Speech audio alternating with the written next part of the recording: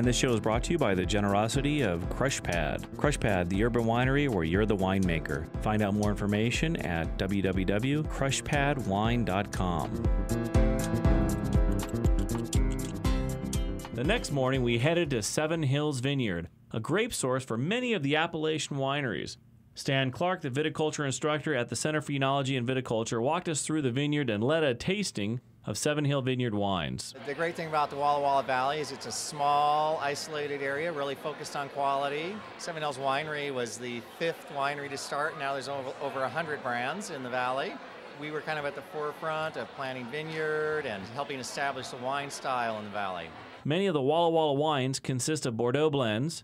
Rick Small of Woodward Canyon introduced us to the art of blending and let us try making some of our own blends. Things like, I want layers. When I'm looking at wine that we're going to make, and it's going to involve blends, it's going to be things like layers. I want more complexity. I'd like it to have a broader flavor profile. I want to think about textures, and that's where maybe structure comes in. But sometimes for me, texture usually means that there's like some silk or there's something.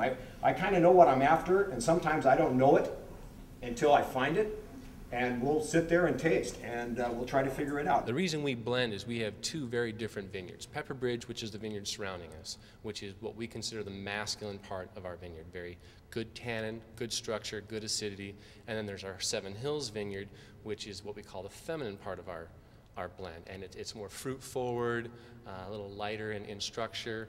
And for me, the best is the 2 blended. I really enjoy the blends. You're starting to see a lot more of those, especially out of the Walla Walla Valley, that are just doing terrific everywhere they go, and I really enjoy blending. It's more of a art to it, trying to figure out what percentages to put together, trying to figure out what varietals will go best, just always experimenting. So there's always that scientific experiment going on with it, and I think that's something the younger generation can bring to winemaking, is taking it out there on a limb, experimenting more often.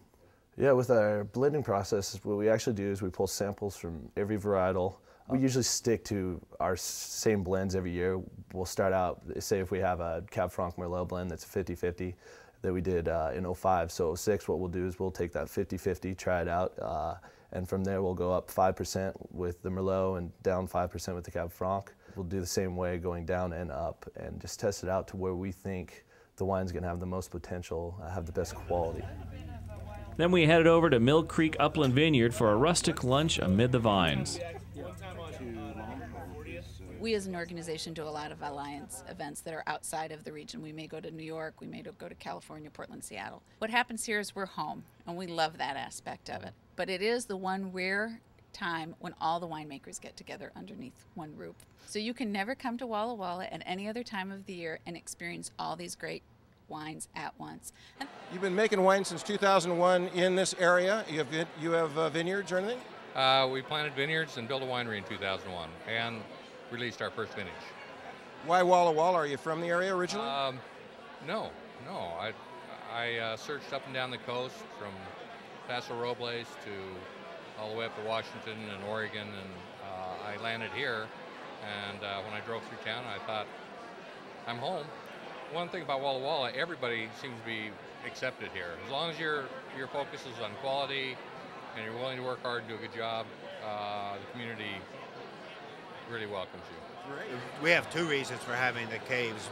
The first is where gravity flows, so the lower we can get, it means less pumping, and we don't have to pump till we get rid of skin and seeds.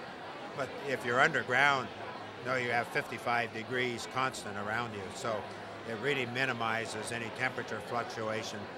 And we don't have a backup generator there because we close the doors and last for weeks without really having temperature change as long as we're down underground like that.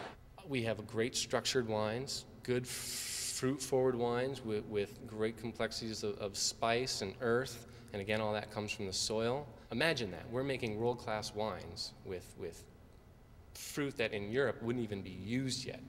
And so imagine 20, 30, 40 years down the road when we have vines the same age as California. Well, predominantly we're known as a red varietal appellation and a red varietal winery, but probably Bordeaux varietals, Cabernet and Merlot are the core of our wine program, and Cabernet-based blends.